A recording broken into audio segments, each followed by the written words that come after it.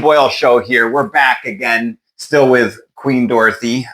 This is my wife, and we have some opinions about Trump's maneuvers coming into office, his initial steps. Some of those, I believe, are worthy of discussion. I woke up this morning to find out that Tulsi Gabbard had been assigned to the, what's the name of the office again? Yeah, she's been nominated by President Trump to be the National Intelligence Director. National Intelligence Director. I find that an interesting pick. I knew a fair bit about Tulsi Gabbard before I started reading this morning as far as her military history, as far as I knew she was a non-interventionist, which I'm also a non-interventionist. I don't believe that the American government has any business meddling in the governments of foreign countries outside of terrorism. I think when it involves terrorism directly, obviously there's a security risk and there's a sense of urgency. What do you think? Tulsi Gabbard, National Security Director. So I have to tell you, I followed a fair bit of the 2020 Democratic primaries because, my support for President Trump is no secret. Okay, that's right. So in 2020, I wanted to make sure the person that was gonna be, elected by the Democratic Party wasn't anyone that was going to cause President Trump any headache. Okay. So I followed the Democratic primary fairly. But then out of the several people that were contesting at that time to carry the ticket for the Democratic Party, I kind of loved Tulsi Gabbard. The reason was most of her points, she's a very intelligent woman, by the way, very intelligent.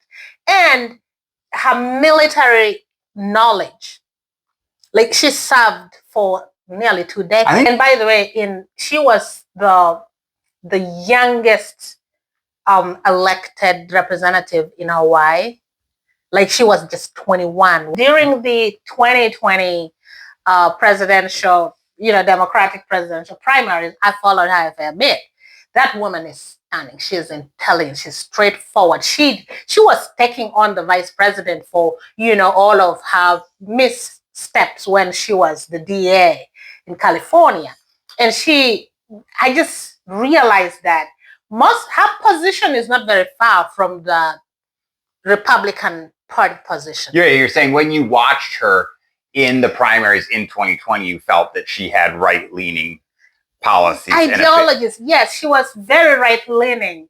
And to be sincere, if they had elected her, she would be a very good presidential candidate. Well, and I mean, is this just that she was really a Republican all the way along, but because she was in Hawaii and Hawaii to win, you have to be a Democrat? I think there's a lot of the Republican ideology that appeals to the left if you can get them out of their brainwashed mode.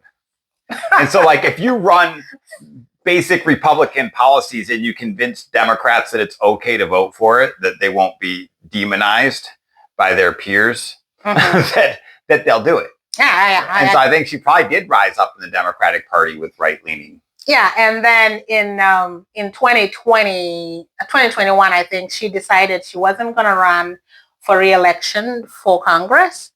And that was when, in 2022, she actually decided to abandon the Democratic Party. I kind of saw that coming. Well, I mean, all these parties, these parties, I think, mostly are a utility to a useful person. I mean, you have the entrenched party people, the Bidens and the Harris and the Mitch McConnells and all these guys that have been using party politics for so long to get leverage. And there's a way that votes are achieved in the electoral college and so on and so forth. But outside of that, I think to a useful person, there's much more room to criticize the parties than both of them. Oh, yeah. And she accused the Democratic Party of being like too woke, too elitist, too the warmongers. Well, I saw that she, at one point, I remember her saying something that she felt the Democratic Party was going to start a nuclear war. Oh, yeah. She accused them of being warmongers. But then what is interesting right now is that after President Trump nominated her, the left has gone crazy. They are freaking out. Really? The But she used to be a Democrat. You'd think this would be like a neutral pick in a large regard because she used to be a Democrat. No, they hate her for abandoning the party that she wanted to represent. Okay? So the Democrats are pissed off. But can't they just learn from their mistakes? Like, come on, guys. Like, what that Harris's campaign, like from an outside perspective, like a person that was just watching, like the assault on character and the avoidance of intelligent conversation. I don't know how that's a winning plan in any regard. So the fact that Gabbard left, can't we just look in the mirror and say, hey, maybe it's our fault that we ran her off, this incredible woman, instead of... No, they don't want to admit. The Democrats did not admit to anything. They did not admit to any wrongdoing. They blame somebody else for their own fault. And so now this time when President Trump nominated, and to me, she deserves it. That woman deserves to. First of all, do you know why they are freaking out? Why? She is going to head 18 different intelligence agencies, right, including the CIA, the National Security Agency, and the FBI. Okay?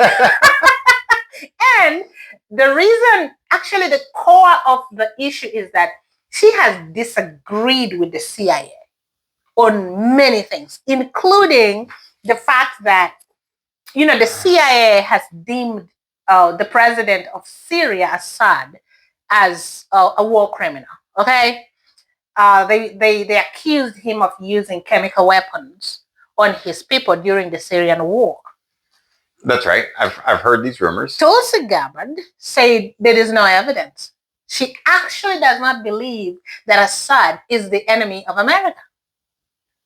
Okay, so now that is a direct conflict with the CIA. The CIA takes themselves to be like the most important intelligence organization on the planet.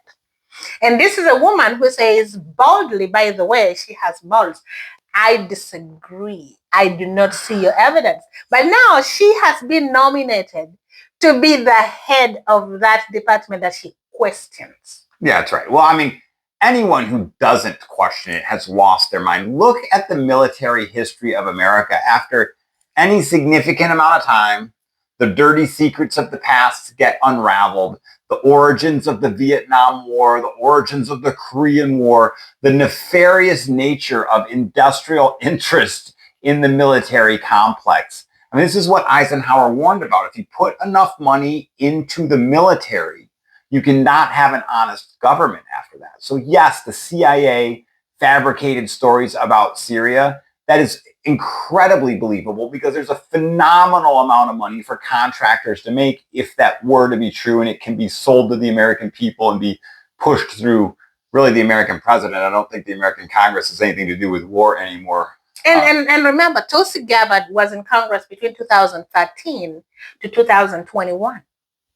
Being in Congress gave her opportunity to see, to get access to some evidence of the CIA report. Oh, is that true? Yeah, and if this person... Oh, so has she proclaimed this, that she's seen like some top security documents that allow her to believe? She didn't say that physically. I haven't come across whatever she just said she does not believe them. I don't see any reason to doubt her. I mean, why would you believe them at this point? I mean, let's be honest. Why would we believe anything the American government tells us at this point? Especially the CIA and the FBI. Especially the CIA and the FBI. And law enforcement and all of them. if the only parts of government we should trust are ones that are not part of the judicial, executive, or legislative branches. If you remember the employees that aren't part of any of those branches, we still trust them. And then the other issue that they're mad about is that actually in 2019, Hillary Clinton called her the Russian agent. That because the Russian television kind of like her, they favor her, right? All right. And so now Hillary Clinton said that she was the Russian agent because she's favored by the Russian news media. Like, all right. But then also when the war broke out between Russia and Ukraine, Tulsi Gabbard blamed the Biden administration for not listening, paying attention to the reasons why Russia did not want Ukraine to join NATO. So, well, I mean, it's an international contract. And again, I'm not incredibly well versed on this part of history, but when the Cold War ended, there were some deals made, and the deals should have been kept. And NATO has been encroaching on the Russian border. And I'm not going to say that I'm going to vindicate Russia and say that Russia is some great country that's never done any wrong. But to say that Russia doesn't have an argument, I mean, the nature of the world is that we are going to end up in war from time to time. So you can't just inherently say that every war is now, because it exists, is somehow not supposed to be happening at all. Yeah, and my problem is that Russia had credible reasons for invading Ukraine. But then the American government, if the American government wanted to solve the conflict, they should have listened to Ukraine and listened to Russia. They are blaming Tulsi Gabbard because she said, you think Russia is a dictator, the Putin is a dictator. You don't have the skills to engage a dictator. You have to have the skills to engage your enemy. And by the way, that is absolutely. And that is how, if you're being in the intelligence and you have already decided to disassociate yourself with the people you're fighting. Because, for example, to me, if it was a great plan to want to know, for Tulsi Gabbard to want to know Assad, like go meet him, listen to him. What exactly is going on? Let him tell you his side of the story. Just like Tucker Carlson, when Tucker sat down with Putin, Tucker wanted to hear from Putin because everybody says Putin is a bad man. But you haven't had his reasons. And that is real. I agree with Tulsi Gabbard. The Biden administration failed, actually escalated the war by simply listening to what Ukraine had to say and not listening to what Russia had to say. But now everybody's pissed off because Tulsi tried to say that they should have listened to Russia. President Trump has been elected. He vowed to use his relationship, and they blame him for being friends with dictators. Well, no, I just want to say that this is exactly why the left is such a losing party. Because you're exactly right. We have to be willing to sit and be patient and listen to people we completely disagree with, even if it's over moral and ethical issues. The consequences are too high to remain ignorant. That's right. And the consequences are too high to remain non-influential. And so if Tulsi Gabbard wants to go to Syria and speak to whoever she wishes to speak with, I trust her. I don't think she's anti-American. This woman is out there trying to do her best to bring home a reasonable solution to our problems. And so her going over there and doing it at all, you're not going to talk to, even if you're going to consider Syria the enemy, right? Mm-hmm. But it's like I go back to Iran. I want to know what happened in Syria. I want to know deeper. If you go back and you study the history of Iran and you look at the blowback theories and you really start asking why did Iran become so angry with America in the first place, and you realize how recent so much of that history is, it's really easy to sympathize with the Iranians. It doesn't mean that you now justify what's it called, Sharia law? Sharia law, right? It doesn't mean like you're all the way in, but it means that you understand the argument and the principle. You understand how you can modify your behavior to prevent future conflict. I agree with you. And even the war with Iran.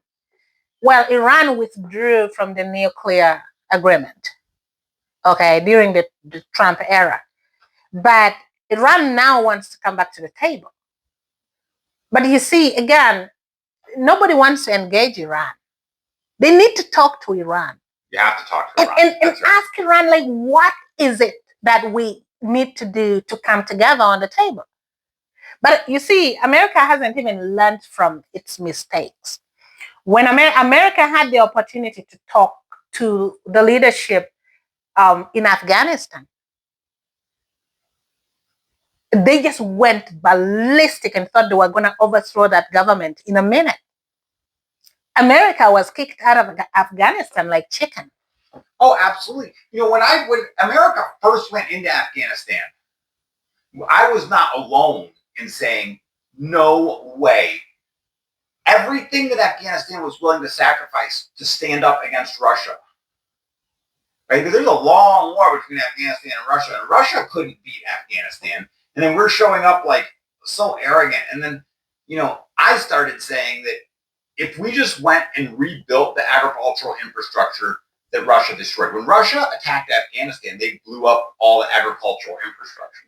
Mm-hmm. For a small fraction of the money, we could have rebuilt the agricultural infrastructure, restored food and resources to the people of Afghanistan, done the right thing through charity and organization and strength and community, and we would have had an ally in the Middle East that would have been really hard to tear out of us. I know. Right? But instead, we went over there with such bravado as if, like, we could break the spirit of that. Remember shock and awe? We're going to bomb close to everything. Was that Iraq? But either way, I think that was Iraq. But this idea that we're going to, like, overwhelm them with our force just destroy them. Scared. Because we are the greatest nation on the planet. But America has been taught a lesson that they are not the greatest. So yeah, I agree. Tulsi Gabbard, I think, has a much more reasonable strategy towards this than any of the other previous administrations. Yeah, and me, I agree totally. I hope that she's actually confirmed by the Senate. She's going to make a great Director of National Intelligence. And I'm telling you, the FBI is freaking out. CIA, they're freaking out. They have every reason to freak out because change is coming, and change is going to be brought by that woman, the amazing woman that has questioned everything they have ever done. I cannot wait for that. And then, of course, by pure coincidence, the right doesn't play the identity politics of the left. The right doesn't say that because you're a black woman, I know how you're going to vote, and if you don't, you're somehow broken from your mold, correct? You're racist or something. But Tulsi Gabbard, we can discuss her as her a woman of color, and her integrity and her power, and whether she is a woman or especially a woman or color is absolutely irrelevant. But there is some amazing humor because, as my dear wife knows, I condemned Harris as an unintelligent and incompetent candidate in every possible regard. I don't think she has any integrity. I don't think she's ever stood for anything. I think she stands by talking points whatever she's coached to say. Unqualified. She's not intelligent enough to handle a free forum interview or anything of the sort. And I was called misogynistic and racist. I know. Over and over again. Right? I mean, with incredible veracity. I was a racist, a feminine racist. And like, now this incredibly competent woman of color shows up, and she's now, more competent than Kamala Harris. Oh, absolutely! And if the left even puts up a minor objection to confirming her, I am going to be 100% on the bandwagon of calling them racist misogynists for objecting.